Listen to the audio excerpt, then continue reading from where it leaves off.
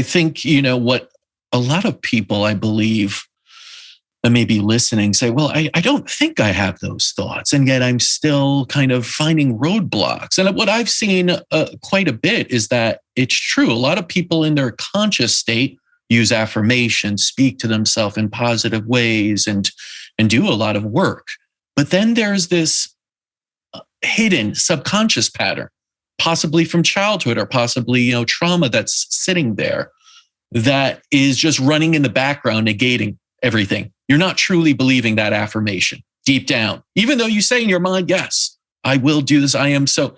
And somehow what I've even seen with patients sometimes is that subconscious part overrides the conscious, which is saying everything. And that is what's ingrained in that information highway that's going to the cells, that's shooting off on the neurons.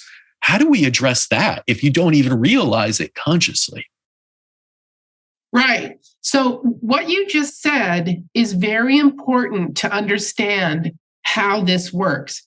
Your brain is what you're feeding that information to when you use those affirmations, your brain. There are many books, which I adore, about affirmations. We'd all, and I say this with sincerity, we'd all love to know that we're going to wake up, it's going to be different. We all want to know that we're going to wake up, we're going to be loved, we're going to be understood, blah, blah, blah, which I'm not minimizing. But what I'm saying is if we feed information to our brain does not have an emotion. It just doesn't.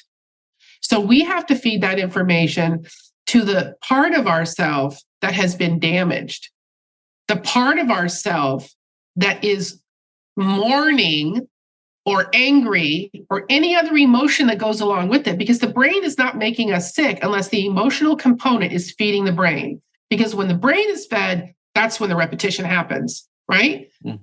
And let's just say that our brain, let's put our brain on pause, because this is something that I had to do when I started to use my intuition full time, which was over 20 years ago. I don't access any information in my brain any longer. I can't. It doesn't help me. It doesn't help the person that's trying to get services or information from me. So let's just say that we only dealt with our emotions. Let's say that hidden pattern that's rotating, because we really don't want to think about it. We really don't want to talk about it. We don't want to acknowledge it. We're in a conversation and something similar happens. We can start to believe that that is a pattern that is just in our life. I can't find love. I can't get over this illness. I cannot find the job I want, right? So we're not really saying what happened, let's say, as a career. We're not really saying, you know what, I'm reminding myself of the fact that I got fired, I wasn't trusted, blah, blah, blah, right? We're not saying that. What we're saying is, I'm going to loop this around and say, I just can't find that job. I'm not respected in my field, right? But that's really only coming from that emotional experience in life that you haven't really addressed in a way that it's affecting you physically, it's affecting you mentally, right?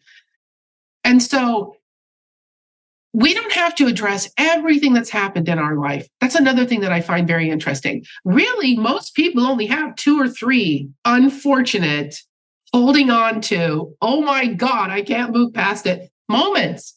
But we somehow start to use a tornado into everything in our life is not working, where it's really 1 or 2 things that we can look at differently. And is it hard? Of course it's hard. It's hard to be sick. It's hard to be imbalanced. It's hard to not have a wonderful life. It's hard to not enjoy life, have passion. I've had that happen in my own life. I'm actually using this book myself because our patterns are sometimes, this is on a spiritual perspective, our patterns are sometimes things that we need to learn in life. We need to learn.